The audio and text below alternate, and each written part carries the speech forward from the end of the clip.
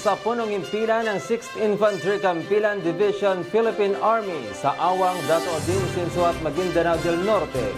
Ako, si Roderick Viñez at ito ang Campilan News. Suportado ng pamunuan ng 6th Infantry Campilan Division at Joint Task Force Central ang nilunsad na Project Aspire o Assistance for Security, Peace, Integration and Recovery for Advancing Human Security sa Bangsamoro Autonomous Region in Muslim Mindanao.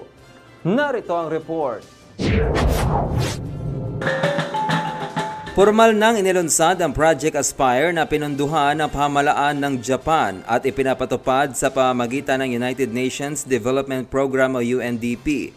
Ginanap ito sa Gambar Peace and Islamic Development Center, Barangay Gambar, Mother, Cabuntalan, Maguindanao del Norte. Dinaluhan ito ni Major General Antonio G. Nafarrete, Philippine Army, ang commander ng 6ID at Joint Task Force Central, kasama sina Brigadier General Oriel Pangcog, commander ng 601st Brigade, at Brigadier General Michael Santos, commander ng 603rd Brigade, kasamang ilan pang mga matataas na opisyal ng militar. Ayon kay Major General Nafarrete, na todo suporta ito sa nasabing programa dahil layon nito na masawata ang mga loose firearms sa nasasakupan ng 6ID sa pamamagitan ng Small Arms and Light Weapons o SALW Management Program. Ang SALW Program ay humihikayat sa mga individual na may hawak ng kagamitang pandigma na hindi otorisado na i-turn over sa mga otoridad at ang individual na magbabalik nito ay mabibigyan ng non-monetary livelihood support. Ipinapatupad ang Aspire Project sa mga bayan ng Sumisip at Haji Muhammad Ajol sa Basilan, Mother, Cabuntalan at North Upi, kapwa sa lalawigan ng Maguindanao del Norte. Naghayag naman ng suporta ang iba't ibang mga sektor at lider sa nasabing proyekto. The project generally funded by DOS by Japan and spearheaded by United Development Program. This opportunity to thank the government of Japan for the generous funding, not only for Aspire project, for the larger project of UNDP as well as The SALW program is aimed at contributing to our mission to curb the spread of illegal firearms in the Bangsamoro Autonomous Region in Muslim Mindanao or BARM. Together, we are united in our mission to foster peace and sustainable development in BARM. as we have emphasized, the SALW program is a critical component of our efforts to ensuring the safety and well-being of the Bangsamoro people. Ang maganda po sa SALW program natin, hindi po ito focus lang sa isang grupo. Ito po ay focus sa lahat ng taong may baril. Ayon kay Minister Kenichi Matsuda, ang charge de affairs ng Embahada ng Japan dito sa Pilipinas na ang isyu sa loose firearms ang isa sa mga banta sa seguridad na hadlang sa pagsulong sa isang lugar, kaya marapat lamang anya na mabigyan ito ng tugon. The issue of loose firearms remains a source of great security concern for the citizens in the region, as well as an obstacle in unleashing the full economic potential of the area. Mga kakampi, nagbalik loob sa pamalaan ang 11 mga dating na biktima ng maling ideolohiya ng lokal na teroristang grupo matapos na magpasyang iwaksina ang karahasan. Si kakampi Christian Tanoy sa report. Iprinisinta ni Lieutenant Colonel Uji Villan, ang commander ng 33rd Infantry Makabayan Battalion, ang 11 mga dating combatants ng Bangsamoro Islamic Freedom Fighters kay Brigadier General Oriel Pangcog, ang pinuno ng 601st Infantry Brigade. Matapos na magbalik loob ang mga ito sa himpilan ng 33rd IB sa Barangay Sapakan, Rajabuayan, Maguindanao del Sur, kamakailan lamang.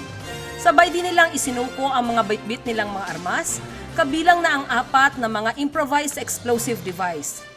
Pinasalamatan naman ni Major General Antonio G. Nafarrete, Philippine Army, Commander ng 6ID at Joint Task Force Central, ang hakbang na ginawa ng 11 mga lokal na terorista dahil sa pagyakap ng mga ito sa kapayapaan at tagumpay sa paglaban sa teroristang gawain na walang dahas o dugo na dumana.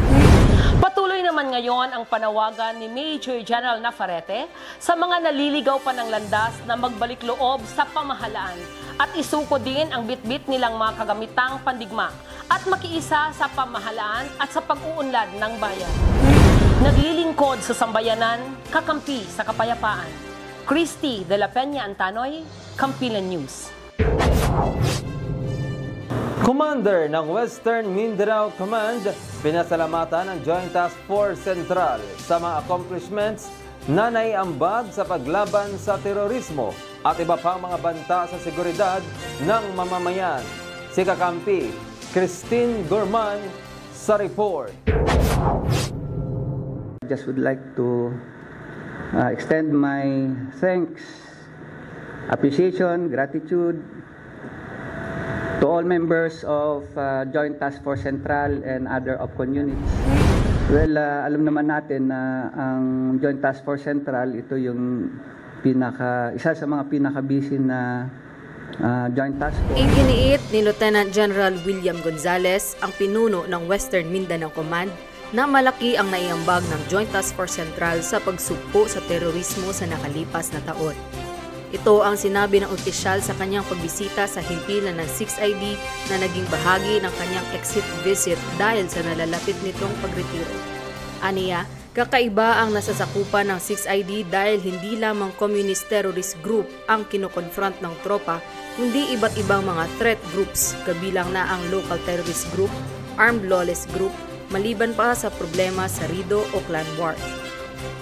Gayunpaman, unti-unti namang natugunan ito ng JTFC sa pamumuno ni Major General Antonio Navarrete. Bukod sa 6ID, binisita din ito ang pamunuan ng BARM na sumusuporta din sa mga programang pangkapayapaan ng militar sa ilalim ng kanyang command sa Western Mindanao Command. Naglilingkod sa sambayanan, kampi sa kapayapaan, Christine Gorman, Kampilan News. Sa iba pang mga balita, mga kakampi, tiniyak ng pamunuan ng 6th Infantry Kampilan Division, Philippine Army at Joint Task Force Central ang seguridad para sa darating na 2025 national at local elections at ang makasaysayang kauna-unahang halalan ng Bangsamoro Autonomous Region in Muslim Mindanao. To ensure that we are prepared, among these are the risk assessment, looking at several... Ito ang inihayag ni Major General Antonio Navarrete, Philippine Army, ang pinuno ng 6ID at Joint Task Force Central sa isinagawang Regional Joint Security Control Center o RJSCC meeting na pinangunahan ng Commission on Elections o COMELEC dito sa Camp Siongco. Ayon kay Major General Navarrete, ngayon pa lamang ay may mga nakalatag ng security measures ang kasundaluhan. Kabilang sa mga pangunahing inisyatiba ay ang ginagawang risk assessments para alamin ang mga security challenges sa lugar sa pakikipagtulungan sa pulisya at COMELEC, kagaya ng ginagawang pagpupulong na mga kasapi ng Regional Joint Security Control Center o RJSCC. 36 na loose firearms ang voluntaryong isinuko ng mga residente sa himpilan ng 7th Infantry Tapat Battalion sa Barangay Kapaya, Bagumbayan, Sultan Kudarat. Ayon kay Lieutenant Colonel Ray Vallescas, ang pinuno ng 7th IB, isinagawa na naturang inisyatibo sa tulong ng Moro National Liberation Front o MNLF, Moro Islamic Liberation Front o MILF, mga lokal na pamahalaan at mga komunidad. Ang kampanya ay tugon sa programang Small Arms and Light Weapons o SALW Management Program na naglalayong ihinto ang paglaganap ng mga hindi lisensyadong armas sa lugar. Ayon kay Brigadier General Michael A. Santos, Commander ng 603rd Brigade, ang patuloy na pagsuko ng mga armas ay patunay ng tiwala ng mga komunidad sa pamahalaan at isang hakbang patungo sa pangmatagalang kapayapaan sa rehiyon. Ang pagkakaisa ng mga mamamayan, LGUs at ng mga peace-inclined groups ay susi sa isang mas ligtas at mapayapang probinsya ng Sultan Kudarat. Kasama ni Colonel Ali Luis Macawaris, Deputy Commander ng 603rd Brigade, ipresenta ang mga isinukong armas sa publiko. Dumalo rin ang mga kinatawan mula sa lokal na pulisya at opisyal ng barangay. At yan ang tampok ng mga balita dito sa 6th Infantry Campilan Division at Joint Task Force Central. Hatid sa inyo ng Campilan News. Para sa karagdagang mga balita, i-like at i-follow kami sa aming mga social media accounts na makikita sa inyong mga screen. Mula dito sa punong himpilan ng Campilan Division, ako ang inyong abyan RV ng Bayan Roderick Viñez. Naglilingkod sa sambayanan, kakampi sa kapayapaan, Campilan!